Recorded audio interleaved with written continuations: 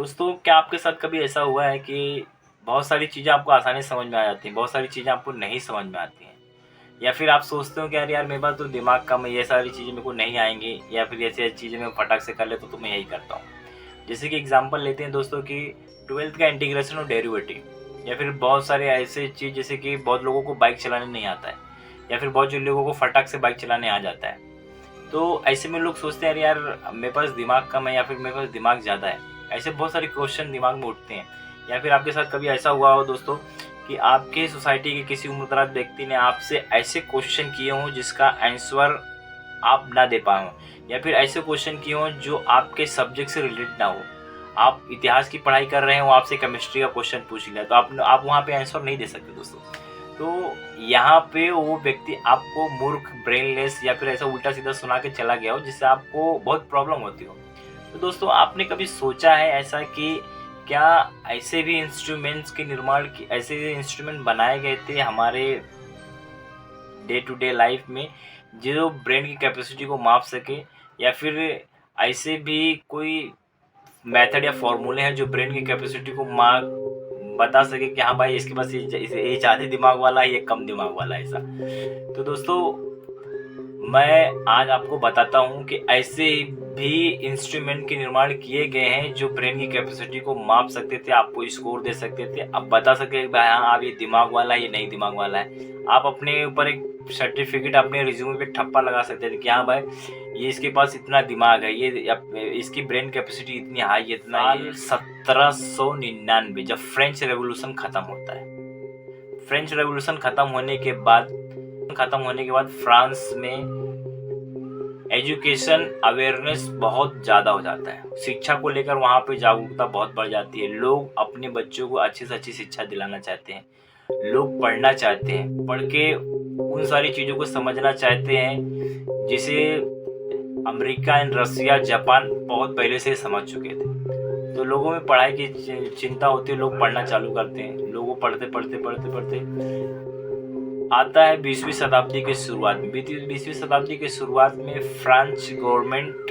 बहुत ज़्यादा चिंतित होती है इस समस्या को लेकर कि वहाँ पे दिन प्रतिदिन उन विद्यार्थियों की संख्या बढ़ती जा रही थी जो प्राइमरी स्कूल में फेल हो जा रहे थे। जैसे कि प्राइमरी स्टूडेंट जो होते हैं 3 साल से 13 साल के बीच में, वो फेल हो रहे थे क्लासों में। इसको लेकर वहाँ की गवर्नमेंट बहुत चिंतित थी। इसका हल निकालने के लिए उन्होंने बहुत सारे तकनीक अपनाए, बहुत सारे फॉर्मूले अपनाए, या फिर बहुत सारे मेथड को किया, लेकिन वो फेल हो जा रहे थे। उससे वो काम नहीं कर पा, उनसे उनका काम कुछ बन नहीं रहा था। और उस टाइम तक वहाँ पे कुछ ऐसी तकनीक भी नहीं थी जिससे ये पता किया जा सके कि जो बच्चों को एक्स्ट्रा क्लास की ज़रूरत है या फिर जो बच्चे पढ़ने में कमज़ोर हैं उन्हें आइडेंटिफाई किया जाए ऐसे मेथड का।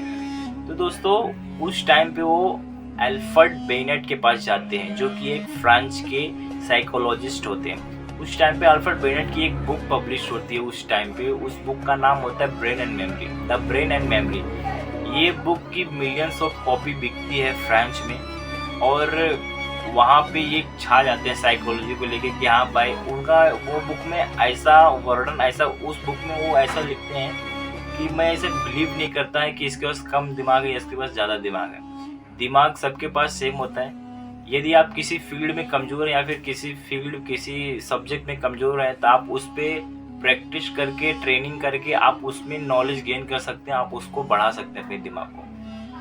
दोस्तों, ये बात फ्रेंच गवर्नमेंट को बहुत ही भाती है, बहुत लुभाती है। फ्रेंच गवर्नमेंट उन्हें अपॉइंट करती है इस बात को लेकर कि आप आइए और आप कुछ ऐसे टूल्स का निर्माण कीजिए जिससे फ्रांस के उन स्टूडेंट को आइडेंटिफाई किया जा सके जो प्राइमरी स्कूल में फेल हो जाते हैं या फिर जिन्हें एक्स्ट्रा क्लास की ज़रूरत होती है।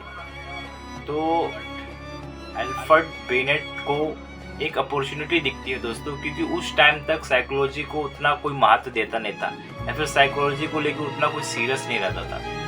वो सोचते हैं कि इस टाइम अपनी एक्सपर्टी, साइकोलॉजी की अपनी एक्सपर्टी यूज़ करके अपने सोसाइटी पे साइकोलॉजी का एक पॉजिटिव इम्पैक्ट बनाया जा सकता है। दोस्तों, साइकोलॉजी को लेके लोगों का नज़रिया बदला जा सकता है। तो वो अपने कलीग के साथ मिलकर एक ऐसे टेस्ट सीरीज का निर्माण करते हैं जिसे आज जिसे आज के टाइम पे लोग एल्फर्ड सीमन स्केल के नाम से जानते हैं।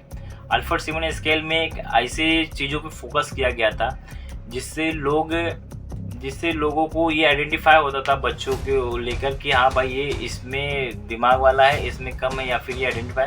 उसमें 4 चीज़ों का वर्णन किया गया था: memory, language skill, attention, problem solving.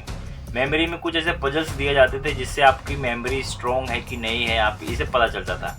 Problem solving में आपको ऐसे क्वेश्चन दिए जाते थे जिससे आप क्वेश्चन अगर सॉल्व कर लिए तो आपको हाँ भाई इसमें इतना स्कोर मिल गया। अटेंशन में ऐसी कहानी सुनाई जाती थी आपको उस कहानी में से किसी भी कैरेक्टर का एक नाम पूछा जाता था कि इस कहानी में उस कैरेक्टर का नाम क्या था। यदि आपने बता दिया तो ठीक है, यदि आपने नहीं बता पाया तो आपको उस कहानी में मतलब उस तरह से स्कोर मिलते थे। और लैंग्वेज, बहुत सारी लैंग्वेज बोले, आपको कौन सी लैंग्वेज फटाक से सीख जाते हैं या फिर कौन सी लैंग्वेज को सीखने में टाइम जाता है, वैसे स्कोर मिलते थे। तो उस टाइम पे ये टेस्ट सीरीज काफ़ी फेमस हुई और अदर कंट्री को लोग इसको अडोप्ट किए, मॉडिफाई किए, आगे चल के धीरे धीरे ये बहुत फेमस हो गई। जब ये फेमस हो गई दोस्तों तो इसे पूरी दुनिया के लोग अपना लिए, पूरी दुनिया में इसका नाम दिया गया एल्फर्ड एंड सीमन्स स्केल। अब ये चीज़ें पहुंची अमेरिका तक। अमेरिका में लुइस टेरफेन करके एक साइंटिस्ट थे जो स्टैनफोर्ड यूनिवर्सिटी में इसके ऊपर रिसर्च और डीप रिसर्च कर रहे थे, डीप अंडरस्टैंडिंग कर रहे थे कि इसे बच्चों तक ही सीमित ना किया जाए, बड़े बुजुर्गों में, बड़े अडल्ट लोगों में भी इसको पहुँचाया जाए कि हाँ भाई ये कुछ ऐसी चीज़ें हैं जिसे अप्लीकेबल बनाया जाता है लोगों के लिए। तो वो इसको मॉडिफाई करके और भी अच्छा करके बनाते हैं, जिसका नाम आगे चल के पड़ता है आईक्यू टेस्ट। आईक्यू टेस्ट आज के टाइम पे बहुत फेमस है। आईक्यू टेस्ट अल्बर्ट का सबसे हाई था उस टाइम पे, बताया गया था ऐसा। आईक्यू टेस्ट बनता है तो आईक्यू टेस्ट में ये अडल्ट लोग के लिए भी आ जाता है, अडल्ट लोग भी इससे अपना वो करते हैं। तो दोस्तों इसका निर्माण बहुत बड़े पैमाने पे किया जाता है। आज के टाइम पे ये आपकी एबिलिटी और आपके ब्रेन की एबिलिटी को भाप सकते थे और आपको बहुत आगे तो वो कर सकते थे।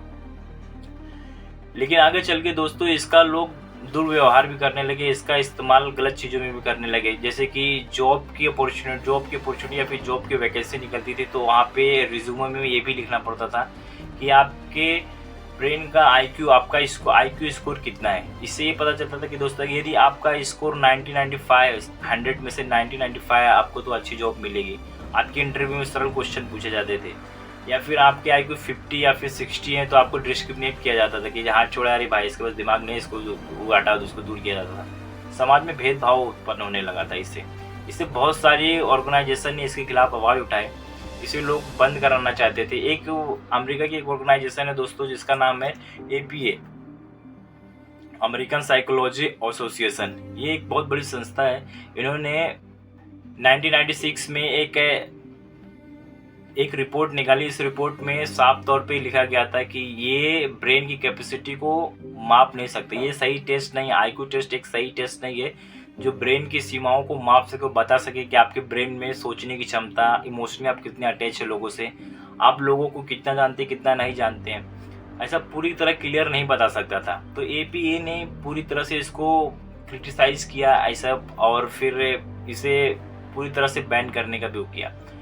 फिर उसने ये भी कहा कि यदि ऐसा आपको करना है तो आप इस पर और रिसर्च कीजिए और इसको अच्छे से लेके आइए मार्केट में, हम उसको एक्सेप्ट करते हैं। बट यदि आप इसे 3-4 चीज़ों के बेस पे किसी के ब्रेन कैपेसिटी को मापेंगे या फिर किसी को ऐसे डिस्क्रिमिनेट करेंगे कि हाँ भाई इसके पास दिमाग कम है या इसके पास दिमाग ज़्यादा है, किसी को ऐसा ठप्पा देंगे, तो हम इसे एक्सेप्ट नहीं करते हैं। ऐसे आइडेंटिफाई किया जाता है कि इंडिया के बच्चे नॉलेजेबल हैं कि नहीं हैं, या फिर इंडियन जो हैं उनके अडल्ट्स नॉलेजेबल हैं या नहीं है, या फिर कितने दिमागदार वाले हैं। तो दोस्तों इंडिया में ऐसा कुछ नहीं था। इंडिया में पहले से वेद और ऋग्वेद और बहुत सारी ऐसी चीज़ों को बढ़ावा दिया गया था जिससे पता चलता था इंडिया में उनको ये ज़्यादा बुद्धिमान माना जाता था जो किसी चीज़ में एक्सपर्ट हो, किसी चीज़ में उनके पास एक्सपीरियंस हो या फिर पढ़े, उनके पास डिग्री हो, PhD हो।